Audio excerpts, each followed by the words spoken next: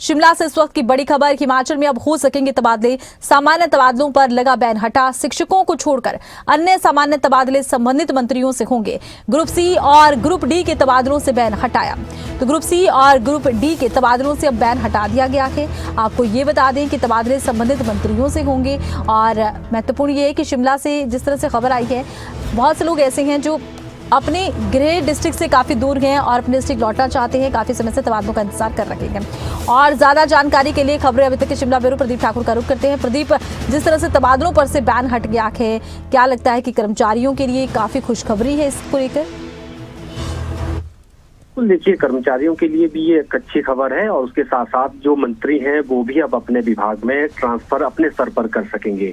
तो आज बाकायदा इसके आदेश जारी मुख्य सचिव की तरफ से कर दिए गए हैं और सभी विभाग प्रमुखों को और जो भी संबंधित विभाग हैं उनको इसकी सूचना वो है दे दी गई है कि अब जो मंत्री हैं उनके ऑर्डर पर ट्रांसफर होंगी। हालांकि इसमें जो शिक्षक वर्ग है उनकी ट्रांसफर नहीं होगी, क्योंकि उनकी ट्रांसफर शैक्षणिक सत्र के बाद ही होती है, यानी 31 मार्च के बाद उनके ट्रांसफर के लिए बैन हटेगा। लेकिन जो बाकी सामान्य तबादले हैं वो अब किए जा सकते हैं। अब तक तबादलों पर प्रतिबंध लगा हुआ था और इस स्थिति में मुख्यमंत्री कार्यालय यानी मुख्यमंत्री के जो है उनकी स्वीकृति लेने के बाद ही ट्रांसफर की जाती थी।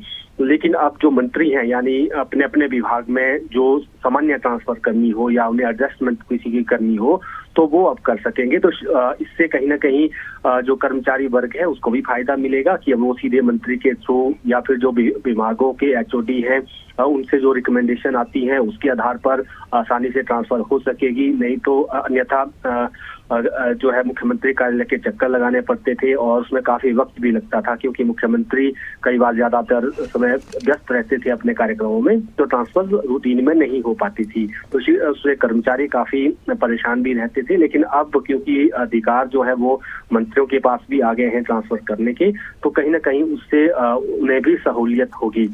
हालांकि ये कुछ समय के लिए एक व्यवस्था रहती है और उसके बाद फिर से ट्रांसफर पर प्रतिबंध लगता है और फिर मुख्यमंत्री के आदेशों के बाद ही ट्रांसफर किए जाते हैं। जी, चलिए, बहुत शुक्रिया। तमाम जानकारी आपने दर्शकों तक पहुंचाई है। तो हिमाचल में अब एक बार फिर से तबादले हो सकेंगे। बैन हटा दिया गया है। शिक्षकों को छोड़कर अन्य सामान्य तबादले संबंधित मंत्रियों से होंगे। इसमें ग्रुप सी और डी के तबादलों से बैन हटाया।